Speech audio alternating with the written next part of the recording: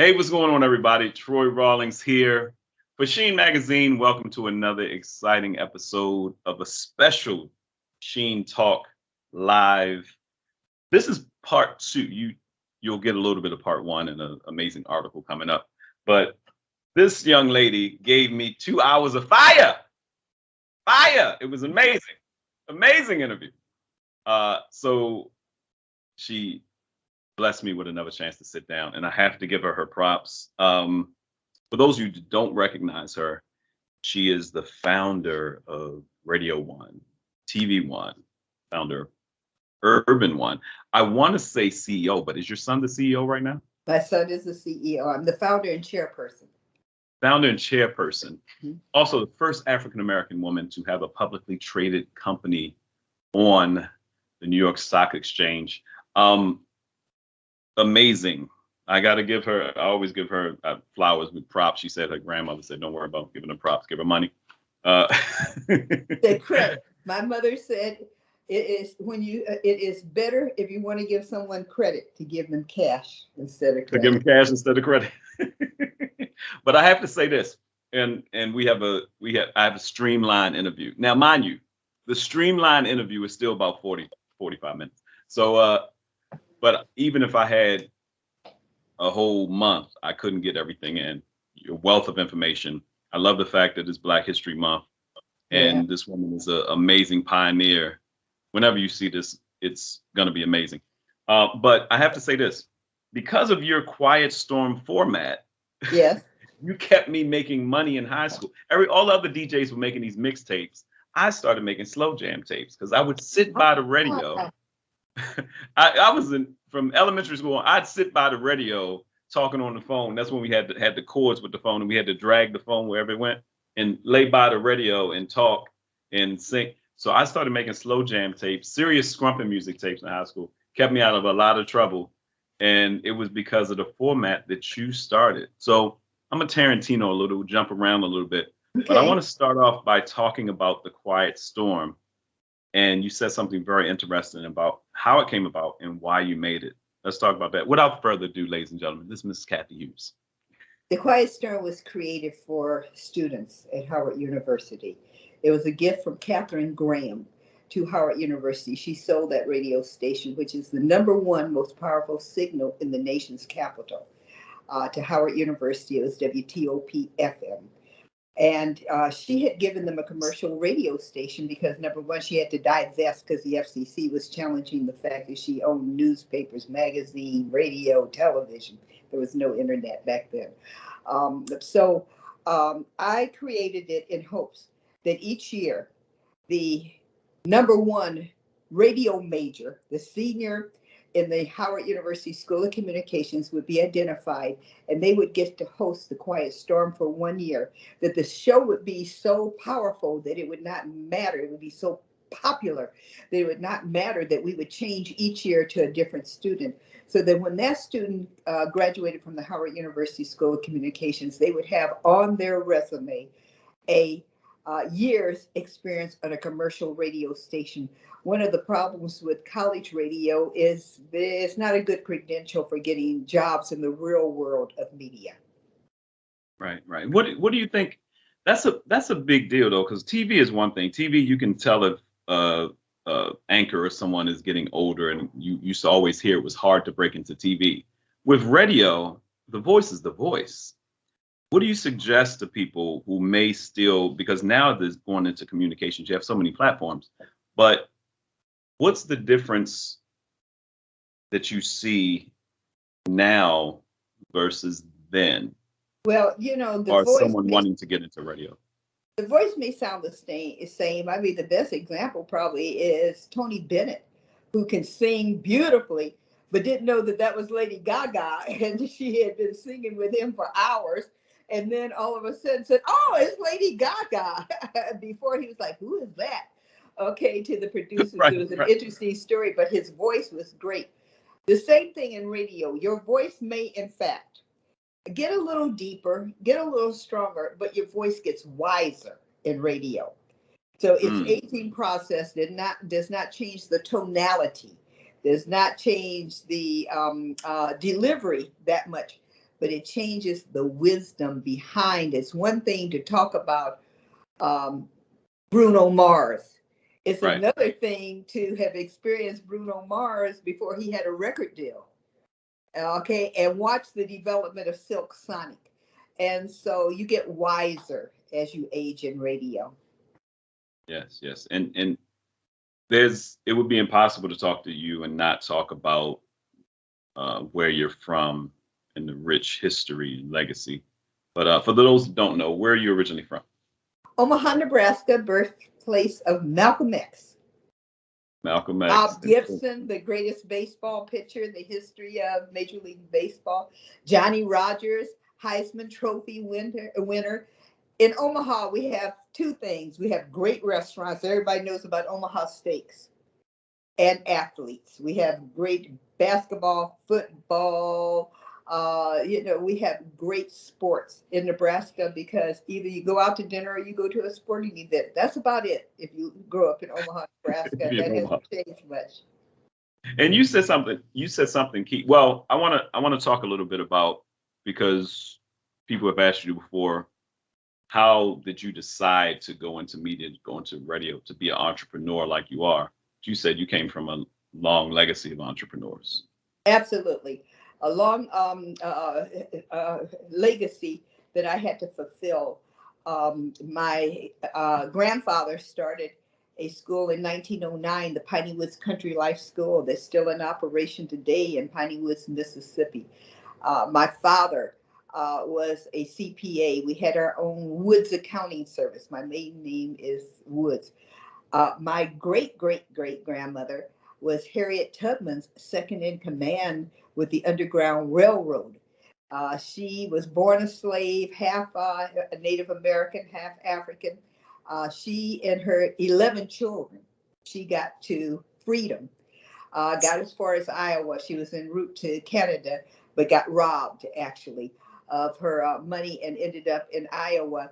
But we have documentation now through Ancestry.com that she was second in command to Harriet Tubman, set up Underground Railroad locations, was opening act, if you want to call it opening act, or opening speaker would be more respectful of my great-great-grandmother, for Frederick Douglass. Frederick Douglass stayed, at her home many times.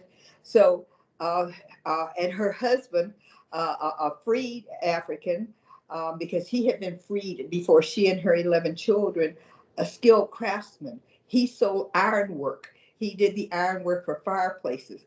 So we've been in business in my family in one way or another for a very, very long time. Amazing. And you people talk about their hardcore, start from the bottom. And I'm here. You're like, Troy, I started at the top. When you started in radio. Yes. I started at the top as an owner. My first experience with radio was in Omaha, Nebraska, KOWH, which all these athletes that I was talking about, Bob Gibson, Bob Boozer, Johnny Rogers, a group of very highly successful Black athletes decided that we were tired of listening to Conway Twitty and Willie Nelson and the good old boys in Loretta Lynn, because back then it was called country and western, but that's all that was on the radio in Omaha, Nebraska. And so they pooled their resources and bought a radio station and changed it to a Black format, and I was an investor. So when people talk about, my ascension through the ranks of media, I said, well, it was kind of a descension because I started at the top as an owner. And so you say it was kind of a descension, but no, I was being facetious. It definitely was not a descension, but most people work their way up. I worked my way down to being on the air when I couldn't afford, to hire talent. I ended up becoming talent, but I actually started it as an investor. My daddy died, the $10,000 that he had left me, and the insurance, I took and invested in this radio venture. Stupidly, when I moved to Washington, D.C., I asked them to buy me out. They bought me out for the same $10,000 that I had put in. Had I held on, that $10,000 would have been worth at least a couple $100,000. But I wanted that 10,000 that I had invested, a very important lesson that I learned. And it's governed my ability to grow my company and to understand the financial underpinnings and requirements of broadcast ownership. So that very expensive, lesson that I learned in Omaha when I was an investor. But that's the reason I laugh and joke and say that I started off as an owner of a radio station and ended up being, the receptionist oftentimes when my receptionist would call in sick. Couldn't afford backup, so I had to answer the phone. People would say to me, "Why in the world are you answering your telephone?" I said, because it was ringing. It ringing. It's one of the things I mentioned earlier about your son, Alfred Liggins, being CEO of Radio One, TV One, Urban One. And excuse me, Urban One, can we just clear that up, because there's a lot of confusion on that. There's still a Radio One, there's still TV One. There's Reach Media, the home of Tom Joyner previously, that's now Ricky Smiley. There's One Solution. There's I1 Digital. We are 5 companies. And originally the umbrella was Radio One because it was the first. But right. We started having a difficult time when we went into cable, getting on schedules with buyers at advertising agencies saying, "Well, we thought you were a radio company." We were like, "Well, why do you think we over here pitching the television budget?" But we said, okay. So we did some research and came up with the title of Urban One, which is actually the umbrella. So under Urban One are my 5 companies, but Radio One is definitely still a company that runs all my radio stations, but it reports to Urban One, my corporate headquarters and umbrella. Right. It makes total sense. Most people have umbrellas where everything is. That's correct. That is right. correct. Because we talked before, I got started with I think it was still CBS Radio when I started, and then Clear Channel bought Heaven 600. And I remember Lee Michaels had brought us in there, just, we're going to try it out, Troy. We're going to do something, Praise Cafe. And it became very successful. And I met Jim Dolan. And what you were saying is true. Most people don't know one of the #1 stations that's still in Maryland is 95.1, the country music station. That's right. So I was in the rotunda looking around at all these pictures, and I was like, I don't know these people. And Jim was like, well, the lowest country artist sells 2 million albums. I was like, wow, that's crazy. Thank you. Exactly. And one of my most painful experiences was when I had created The Quiet Storm with this most popular host, Melvin Lindsay, for WHUR, W Howard University Radio. And we were, riding a high wave, but we couldn't get any higher than number 2 because number 1 was a country station. I'm like, how in the world in Chocolate City can the #1 freaking radio station be country? Okay, I was like, that was painful. Okay, it was able to upbeat them. I had to study demographics when I started doing marketing, started doing the concerts.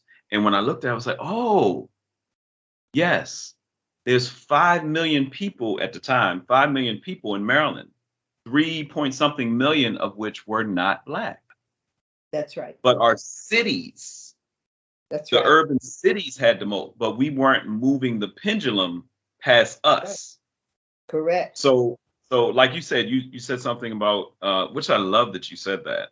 One of the things you mentioned that you stay learning, you love new things. And when I mentioned Heaven 600, Lee Michaels, he was like, I learned a lot from Lee Michaels. Oh, absolutely. How to transit. Most people don't, like you have been a mainstay. And I talk about this in the article for SHEEN. You've been a mainstay so much that I realize as I'm talking to people about having an opportunity to interview Cathy Hughes, I'm like, man, the name sounds familiar. How is that? Do you like the fact that you may be wealthy, but not always famous? Like people know your companies, but don't always know you. This far in the game, some people know you if they know the business side. A lot of people don't have any idea. My grandfather founded Pineywood School in the deep South, Mississippi, in the woods. And I spent a lot of time under, my grandfather's wing. My grandfather said that, and to this day, if you're smart and Black in America, you stay off the radar screen. because not only do you have obstacles placed in your path, but you have jealousy, envy, and a whole host of other things from your own people. I mean, as much good as some of our big name folks do, how quickly we forget and how quickly we embrace their demise or their failure or their, fall from fame. And Yeah. it's very demoralizing. It's very hurtful. And oftentimes, a lot of us don't recover from that. So I'm very comfortable with being behind the scenes, as long as that does not affect my ability to call the shots. Right. I think of somebody like Al Heyman. When I started doing concert promotion, the Budweiser Superfest was the big deal. Oh yeah. And to hear, even to hear his story about how it transitioned, how Budweiser came in and, said, okay, we'll fund this and we name rights. And I really admire that, even though I'm a person that's going to be, as long as God blesses me to be in front of some camera, I'm going to do it. But at the same time, being able to build in the background is an amazing piece. And different things work for different people. I mean, it's work for you, okay? And you're going to go far, and people will know your name, they'll know your face. But with me, it worked better for me to be in the background because I was the only woman. So oftentimes there were deals done in the name of my company that I was actually doing, but could get it done because they weren't dealing with a woman. It's one of the reasons, quite frankly, I gave up smoking cigarettes. I hate to admit it, but it wasn't for health reasons. I gave up smoking cigarettes because it was just one more thing for men to be critical of me with. Because the men that I was doing business with at the time, they had all given up smoking. So here I was still smoking cigarettes. And it dawned upon me one day, why are you putting a stumbling block in your own path? These men are already looking at you with suspectful eyes. They are very suspicious of, can you deliver? Can you do what you say? And you're giving them a reason to further doubt you. Is she going to get cancer and die? Okay, or is she weak? And that's the main reason I gave up smoking cigarettes, quite frankly, was because I did not want to put any obstacle in my own path. Amazing. And it helped my health. That was a side benefit. I thank God. I'm not worried about my health. I just don't want to mess up the Okay. meeting. Straight business. No. You had your son young, and he got a chance. You mentioned the quote. You said your son said he thought everybody worked in radio.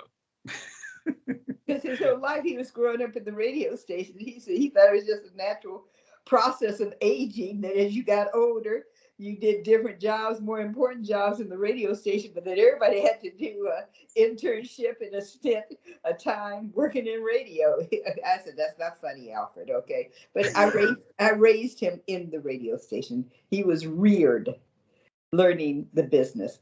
So it was a little easier for him when it was time to transition. One of the things that I think Black people of privilege, an opportunity that we miss, is that we don't require our children to learn that which we do. Mm-hmm. And then oftentimes they're faced with inheriting, and it's not something they're even interested in, or even if they are interested in, even if you're going to sell it, then at least be knowledgeable enough about it to know the fair price that you should be getting for it. Right. And that was a serious blessing. Luckily, I call it the radio bug. You have it. You're a victim of the radio bug. It's a very, very, very devastating bite. Once that bug bites you, okay, no matter how far and wide you grow or go, you always have as your favorite and your base, your foundation, radio. Doesn't matter. You can be a movie star, okay, win an Academy Award. Like, what do you do? Idris Elba is a disc jockey. His favorite Yep. thing is radio. Okay, all right. He loves and will never He stop. loves disc jockeying. Okay, it's his favorite thing. Will never stop because that was his very first job in college. Okay, he loves radio. So that radio bug, once it bites you, it's got you for life. And it's And funny, luckily, it bit my son. It bit my son. you have all these stars that are going back to learn how to DJ Oh, just to be exactly. able to just to be able to. Exactly. It's Because one of those things where it's a continual um you didn't initially want to go on the air. I didn't have a choice. I went on the air again, just like I keep up cigarettes. Sometimes God says, this is where you got to go for this reason. I was doing a news talk format and I was very naive, very innocent about the cost. Did not realize it was the most costly of all formats. And my lenders, I wasn't able to service my debt. So my lender said, you got to go back to playing music. I said, I'm providing this community service. I'm doing news talk, the first 24-hour a day news talk from a Black perspective. I can't. And they facetiously said to me, well, then you need to do it yourself because you can't afford to hire anybody to do it. News talk is the most expensive radio format because you can't do it alone. You can't answer the phone, schedule the guests, do the research, screen the callers, operate the board, play the commercials, talk, and pay attention to you can't do it all. It takes a team to do news talk radio. And with music, as you well know, being an air personality, being a DJ, I mean, look at DJ Nice, how much money he makes is him and a computer. Okay, brother making millions of dollars spinning the turntable. You can do it by yourself if it's music. You cannot do it by yourself if it's information, if it's talk, if it's news. You have to have a team. I never thought about how many people it actually takes to do one piece, and when you're doing it 24 hours or you're trying to run.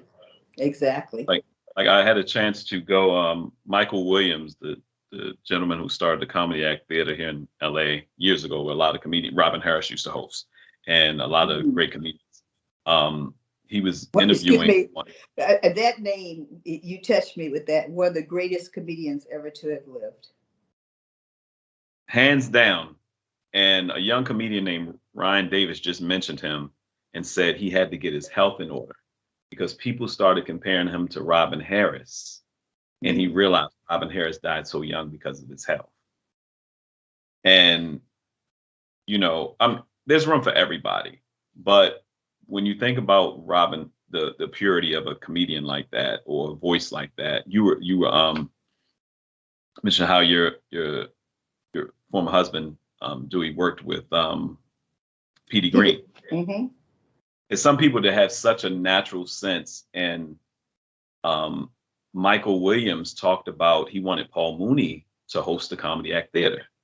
And Paul Mooney, I can't say on here what he said. I'll tell you later. But he was like, I'm not available to do it. I can't do that. That's not what I'm going to do. But you need to talk to Robin Harris. And he told him Robin Harris would be perfect. And Michael said when he saw Robin Harris, it was no doubt. He recently asked me to go with him. He said, I'm about to do Tavis Smiley's show at his radio station in in Leimert Park. Come with me. So I'm thinking, oh, you want me to tape something?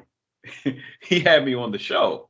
That was my first time meeting Tavis and being interviewed by somebody. But it's one of these experiences where you're sitting across being interviewed by a person that you want to interview. Like Tavis, Arsenio, and you guys are the reason that I went and continue to go into media. But it opened the door to something as simple as comedy. But we talked about legends like people like Robin Harris. Who are some of the people, and this is offside, I didn't ask you this before, but who are some of the people that you've had the chance to either mentor? You mentioned Melvin Lindsay. Mentor, bring about, and continue or work with throughout the years who you're pretty impressed with how their career has gone? Oh, there's so many, and I'm afraid to even start on the list because if I miss somebody, you didn't mention me. They're gonna have to. We're gonna do a part 3. Yeah, right. We'll have to do a part 3, and I'll bring the whole list so that I don't miss anyone. But there have been so many that have, in fact, started out under me. Angela Stribling was a sales clerk, and it was my birthday, and I was raising heck with Dewey Hughes. I was like, "It's my birthday, okay." Yeah, and we had just finished doing our morning show together. I said, "You don't have a present for me?" So he walked down the street to Ann Taylor, and in it there was one black clerk, and he and I both always went to. We didn't care if we were buying a car, a dress, or a grocery store. We always went to the black person that and if there was not a black person, we would say to the company we were spending our money with, we're not spending any more money here until we see some black employees. So I know that. right, and Angela impressed him, so he comes back with Angela Stribling, an address that she had picked out for me, and he said, "I brought you something for your birthday." And I said, "What?" He introduced Angela first. I said, "Dewey, I'm not into women." Okay. I said, "Why would you bring her for my birthday?" Okay. You're always trying to take me there, Dewey. Yeah, Angela started, and she laughs about that to this day. He said, no, she had the gift. He said, "Oh, here's the dress." He said, "But this woman is so talented." And sure enough, she has gone on. And then we found out a few years later that she could sing, and helped her get booked at Blues Valley, and always supported her. She's an incredible. Deborah Crable, who used to do the Jet Ebony Showcase in Chicago. The list goes on. Steve Harvey, whose first radio gig was with me at the Beat in Los Angeles. Okay. Wendy Williams, who did a documentary and lied about me firing her. I did not fire Wendy Williams. And now we do a second window. We run her show on Clio Television, our second network. And she was talking about, she threw me out. That was furthest from the truth. In fact, helped her get her next job in New York. And so, there's a long list of individuals whose names you do know, that I'm that name that you don't know behind the scenes, that help start and propel their careers. Lala was she came on after Steve Harvey at the Beat in LA. Yes, Lala started with me. Lala Anthony started with me. Yeah, I was wondering. Well, I mean, outside of knowing her, Carmelo Anthony, I wondered where she got her kind of her media thing, because you can hear it, see it when she's talking. Radio One.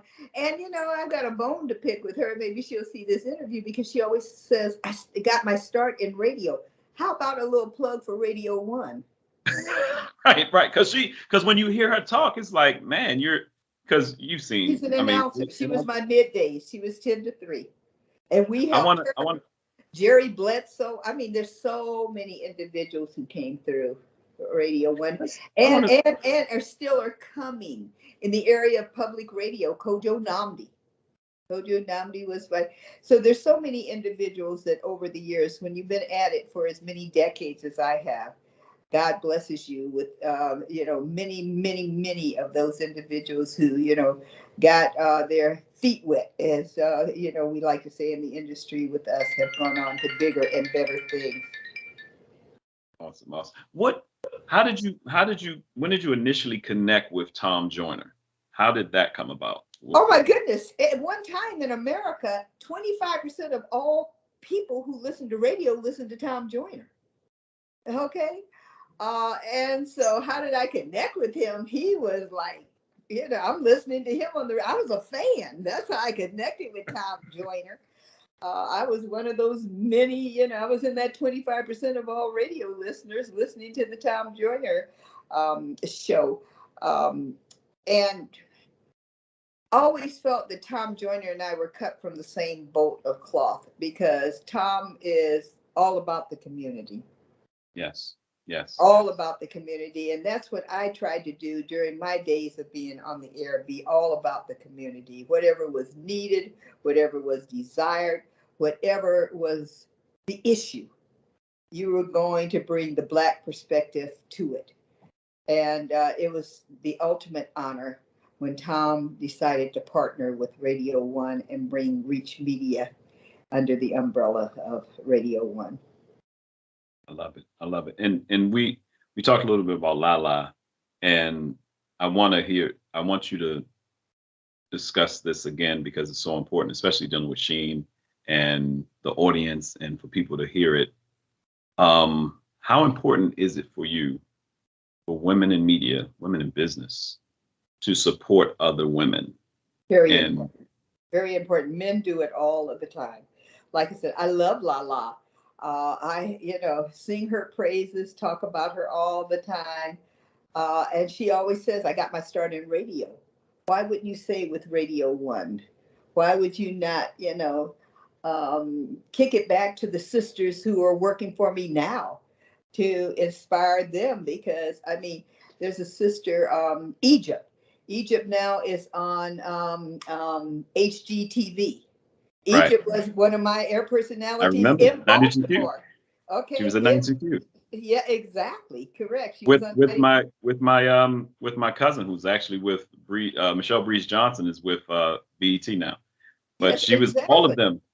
I told you, and I have to say this because people who know my story know. 14, my parents left. There were certain entities that helped some of the people in my community stay off the streets and do their dreams. Radio One was a catalyst. When I talk about people like Michael Squirrelwide, and when I talk about Pork Chop and all these people that are doing things, and still Radio One it was so normal for people to go into Radio One and get training, and that wouldn't have been available. That was not available. I mean, you had Morgan State University's radio station, but be honest, it was a little gangster. But Radio One, a professional station, a building who was employing people. I have friends that still work. I still have a show that I co-produce on 10:10 a.m. on Saturdays with Eartha Harris and the team. So just you doing that. We talked a little bit about the image of Black women on television and radio that's continuously being television, radio, film, however, it's continuously being perpetuated. A negative image. A negative image. Where do we begin now? This is helping, but where do we begin now on a larger scale to revamp the damage? I believe it's been a lot of damage done. If you can turn on TV and see a bunch of reality shows, but you can't see sit downs with Cathy Hughes, history about the international sweethearts of rhythm. There's a young lady on here that's doing some things on composers, and I sent on IG that's doing some things on composers. I sent her the information about the international sweethearts of rhythm. Thank you. Just to make sure. Hopefully she does something on it. Thank you. But amazing young lady. But what's an answer? What's something that you like? I think you already have the answer. Would you let your daughter do any of these reality radio shows? Hell no. Okay. There's no way to say it. You said that you like the statement where I said that, I've been a lot of places with a lot of Black women. I've never seen any of them throw a drink on each other or snatch a weave out of anyone's head or drag each other out of a room. I've never seen that. And, I have spent a lot of years with Black women in a lot of different circumstances, but never seen that. I think it starts with parenting. I think that you have to instill a confidence and a dignity to our girls, whether it comes from the mother, the father, or both sometimes, hopefully, the grandparents. I mean, I often wonder when I look at some of this reality television, do these women have grandmamas? How do their grandmamas feel about seeing them portray themselves in this? And then we also have to realize that all dollars are not good money. That some dollars are $3 bills. Say it one more time for the people in the cheap seats. All dollars are not good money. Some of them are $3 bills. They're fake. They're to use you and use you up and portray you in less than who you really are. And the images that some of these women, are making what they consider, good money. Like I said, all money is not good just because you have it. But those are images that are going to stay with them forever. Those are images that their daughters are going to see and want to emulate. But it starts, I think, in the home. And if it's not the mom and the daddy, then it's the grandparents or the aunts.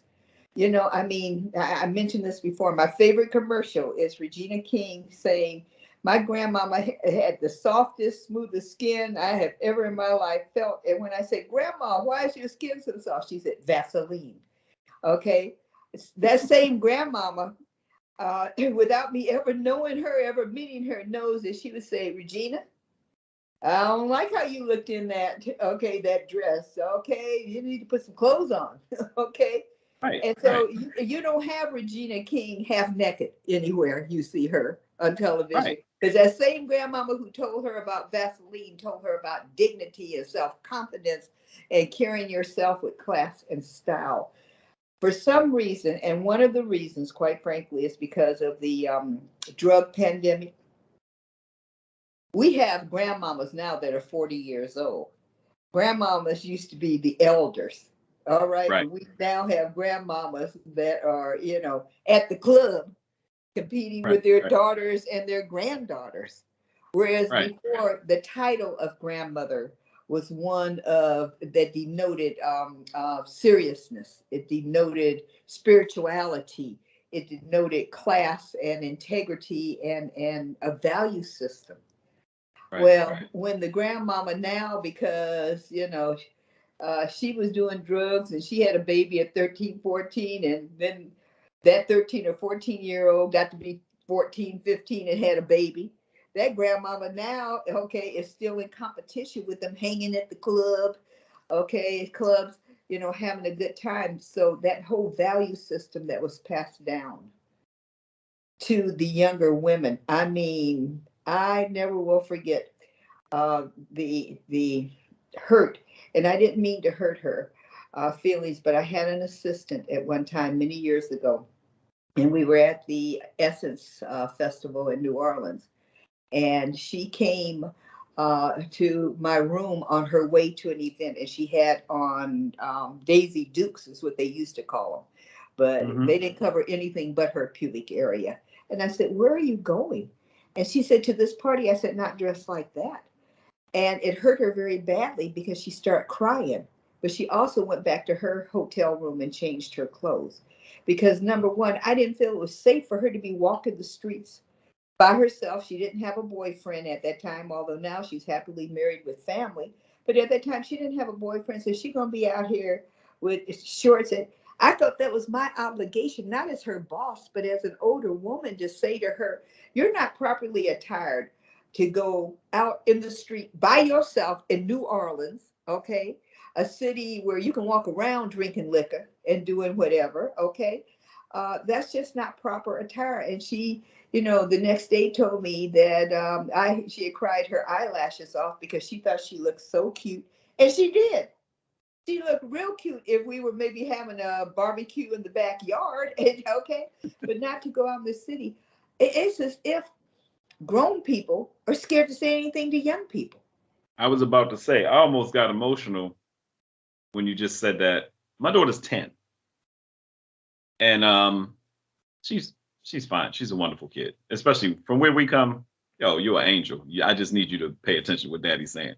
And I'm a full-time dad. I don't, this is what I do. So I'm always around her. But even today, I did a test. I said, raise your arms up. And when she raised her arms up with the shirt she was wearing to school, I could see her stomach. I said, no, babe, you in elementary school, you're going to go play. And, my 10-year-old is she come from a line of women. So at 10, it's like, you ain't got nothing else to put on. So she raised her arms up, and I said, no, babe, let's go in. And I could tell she had an attitude. I said, hey, it's not a midriff, but if you raise your arms and I can see, back, we used to have rules. They had rules for women and men. It was like, if we can see the crack of your butt. Thank you. Exactly. Like these hot pants my assistant had on. Okay, I can see the bottom of her cheeks. I'm like, I'm not letting you go out in the street. I was about like to say, that. almost covered up pubic hairs, his cheeks. She can't even tend to it. She cried and I felt bad about but making let me tell her you cry. something about but that cry. Exactly. But I bet you that she doesn't let one of her daughters ever walk out in no hot pants with the bottom of her cheeks showing. No matter how cute her little bottom is, okay? Okay, I'm saying she had a cute bottom, but not for the streets of New Orleans in the middle of the Essence Festival.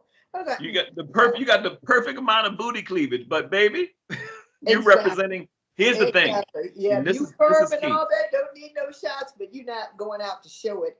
Not okay. And so she said, well, I guess you were embarrassed because I represent you. I said, no, I was embarrassed that you were representing yourself. I said, when you walking down the street, that thug that's going to come up to you, or the woman, okay, that's going to say something to you out the way, they don't know who you work for. I said, right. I said that because you need to represent yourself. We don't do that. We're afraid now to say something to young people. Used to be, you get on the bus and, young man sitting there, you say, excuse me, young man, you need to give that lady, don't you see she's with child, that seat. Get your butt up, okay, and give that seat to a woman. We used to correct children as we went along. All of that has changed. Look, it's something so key, and it's a big part of legacy. And I love talking to you about legacy and lineage because you represent your family's legacy and lineage. All of your ancestors applaud you continuously. You represent legacy and lineage so well in succession. What you've done for your son, what you're going to do with his family, anything beyond you. And I love you mentioned about when your son, I think, got his MBA, he turned to you and told you why he got it. And you mentioned he said he planned on taking the company public. And I said, no, stop.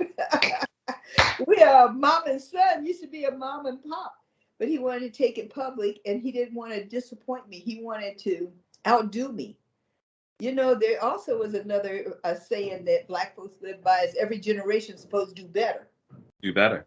And so often we have tolerated generations, our descendants doing not as well. Well, that's right. Embarrassing. In my family, okay, we're like, what? You went backwards? Okay. And in my family, we were very legacy conscious, as you so accurately described, but we felt that if we didn't do something right, we were holding all Black people back. Okay, right. It wasn't just the family. Okay, we were setting all Black people back. And we had an obligation to play it forward, to take it to a higher level. And so often, because, of whatever circumstances, whatever belief system, we've allowed our children to do less than we were able to do and accomplish. That's deplorable. That's absolutely deplorable. I mean, the reason education was so big was because our great-great-grandparents didn't have it. So all they were aspiring for was you would be the first to complete college, and then your children would all be college graduates. Or, I started this business and then you took it over and you took it to another level, not let it go out of business.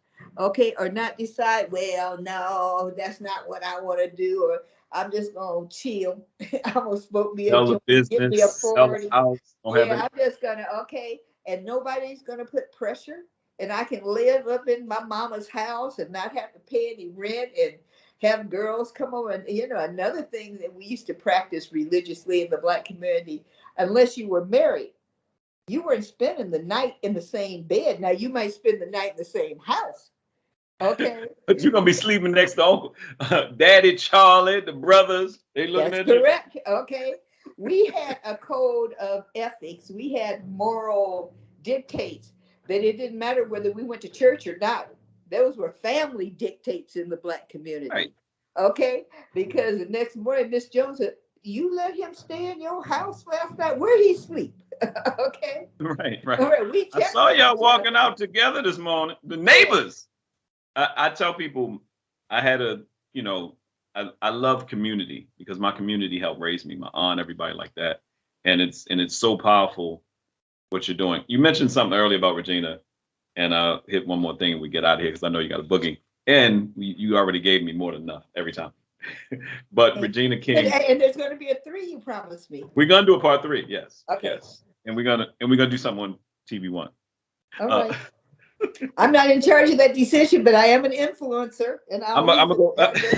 The original influencer. Original influencers have ownership. So you mentioned Regina. We're talking about SHEEN. Real quick shout out to Kim Chapman. the Chapman family, Oh Chapman my product, goodness, I cannot thank Nairobi. her enough. I am so honored to be a cover girl at my age, boy.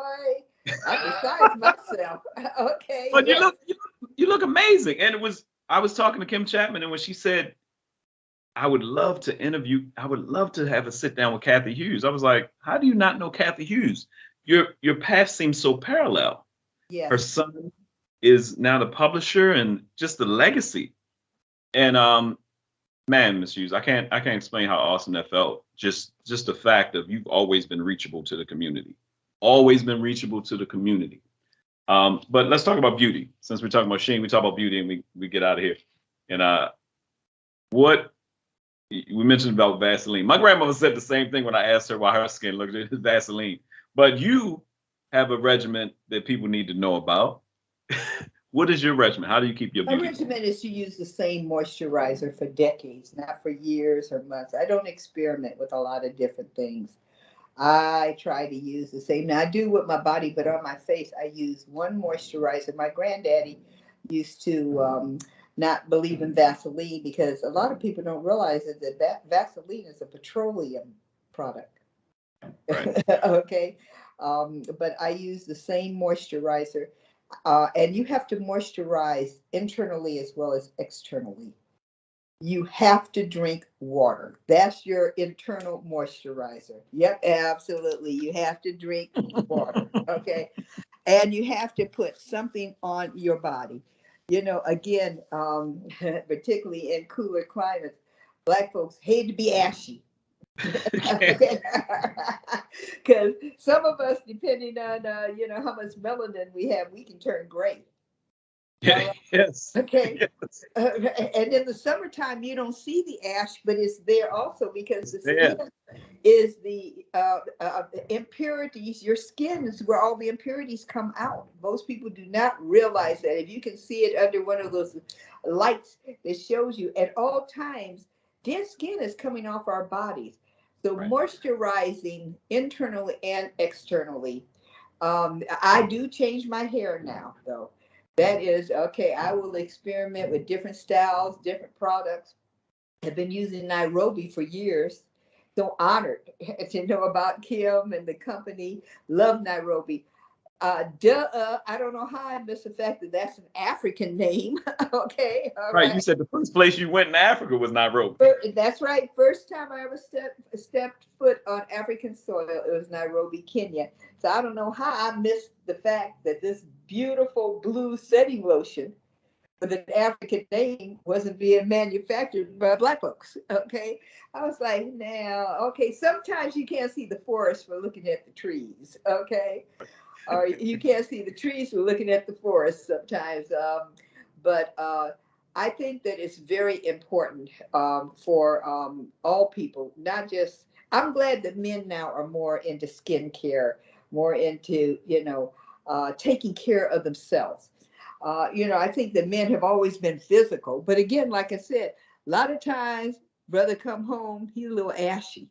Okay, because okay, he went straight Like, take from a shower.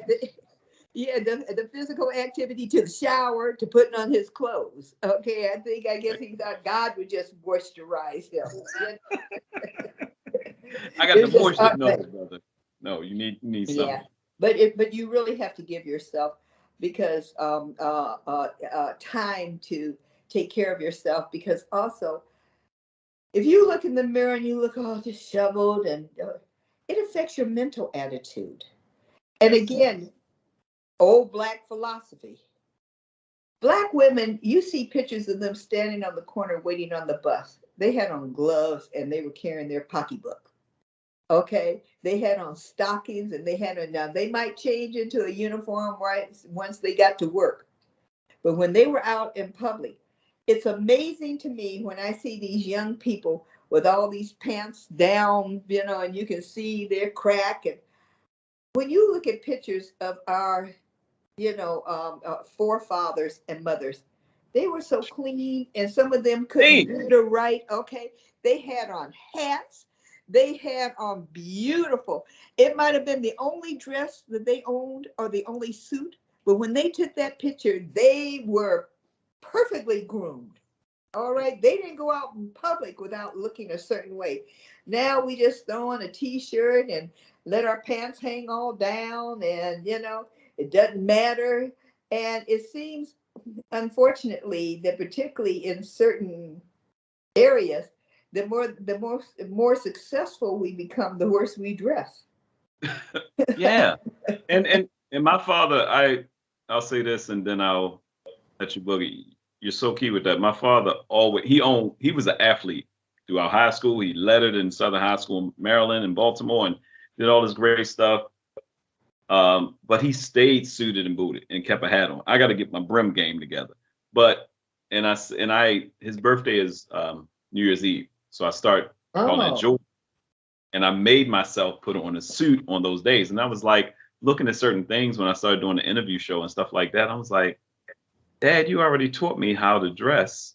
Let me make sure I'm good straight through. And getting hosting events and everything like that, and people and mentors, oh, you look so good. You look so good. I was like, this is supposed to be my standard. That's right. Anywhere, even if I'm not on camera. You said something about that young lady, and I wanted you to know that she wasn't just crying because she was hurt. That some tears are good because you realize somebody cares for you. She was crying because she thought she was cute and you didn't approve. It was it was deeper than just hurt. You didn't hurt her, you checked her. And she checked herself and went back. And I thought, yeah, you're right, baby. You represent us, because we had the thing. When you go out, I tell my daughter now, when you leave here, who you represent? She was like, me and you. Your last name is Rawlings. Shoot, you got my name for your middle name. Are you any relation to Stephanie? Our Pete. Yeah. Our Pete and Stephanie, yeah. Really? Wow. Yeah. It's we used to run a joke about being cousins when we would see each other at events. Her and her brother went and we'd see each other. Hey cousin. But then I ran and this tells you about lineage, and it was amazing. I was working at a barbershop in Park Heights, went over to the aquatic center over there, which most people don't even realize. In Park Heights in Baltimore, there's an aquatic center where people learn how to swim. Misnomer that people don't know how to swim. So the older folks were in there swimming during the morning, and this lady comes up, about my complexion, kind of looked like my grandmother, and she sees me write down my name about a lifeguarding class. And she says, Rawlings. She looked up, she's like, you look like Pete. And I knew she was talking about Howard Pete. And she was like, where are your people from? I was like, Cherry Hill. She was like, a little bit further back. She said, ask your people if they're from Calvert County. And I was cutting my grandmother's hair one day. And I said, oh, any of us from Calvert County? She said, we all from Calvert County. And when I did I got to go and answer us, but I did some stuff and I realized somebody dipped. Somebody dipped. And I was like, oh. Yeah, so yes. So I want to go back to your question, how do we correct it? We correct it with the conversation that we just had. We remind each other that we need to instill a set of values. We need to go back to having a moral code of ethics. We need to return to the day, particularly now that we can afford it. Those Black folks, when you go to the Smithsonian African American Museum of History and Culture, some of those pictures are from the 1700s, and them Black folks are clean. Okay. Clean. Right? Okay. They might have had hard times. They might not have been smiling. Even the babies wasn't smiling. Right. But so the now clothes. that we can afford, okay, to look a certain way, why would we not want to be like peacocks and be proud and strut our stuff instead of leaving nothing to the imagination? What more can we say? Ms. Hughes, before you get out of here, any blessings you want to give to the folks, SHEEN, readers, viewers, oh my anybody? Goodness. As I said earlier, I cannot tell you how elated I am to be gracing the cover of SHEEN magazine. I know that you're probably going to run this on your site. You're going to put this on social media. It'll be everywhere. It's going to be everywhere if I have. Okay, and so we need to give them information on where they can get a copy of the magazine. Yes, on your new Sheen magazine is in print. It's still in print. That's something people were asking me about. Not only the website do you have Sheen magazine.com, but at your local, at some of the higher end, the nice newsstands where you would get it. That's where I got my latest Sheen magazine that I picked up personally here in Los Angeles was actually in Larchmont area. It's a beautiful like a stand, magazine stand. It's still in some of the classic neighborhoods. That's famous. Yeah, that's famous. They carry a lot of Black publications at that. Yes, absolutely. And it was so beautiful. Yep. So, yes, Kim, keep on keeping on, girl. I'm so glad that God decided to let our paths cross. As Troy said, our lives are so parallel. My son now runs my company, yours running the magazine. The ancestors would be proud that we saw to it that our generation did better than our previous generation, and our generation going forward also upped the game for us. And I'm just so thankful for that. And thank you, Troy, for Green and doing part 2. And I look forward to part 3 of our interview series. And 4. So also plug your radio show, okay, and plug your yet to be aired but coming soon television show. Big shout out to my tight-knit family. I have the most amazing team in Baltimore, Maryland, still holding it down for me on the East Coast. Eartha Harris and the crew, love you. Big shout out to Sheen family, Kristen, Kim, everybody over at Sheen has been at Laura Miller, thank you. And the Troy Rawlings Show, God willing, Cathy Hughes willing, team willing, it'll be on TV One coming soon. So stay tuned. Or Cleo. Actually, Cleo whatever is the short. most women. Cleo is short for Cleopatra. That's our women. That's our network for women. We have men on. Cleo. They're dealing with things that are of significance and importance to women. 98% of my audience for the past 18 years for my Sex, Love, Relationship tour have been women. So, Cleo. Sex, love, and relationships is a good point at which to say thank you. Thank you, Miss Hughes. Love you so much. I appreciate you. Talk to you again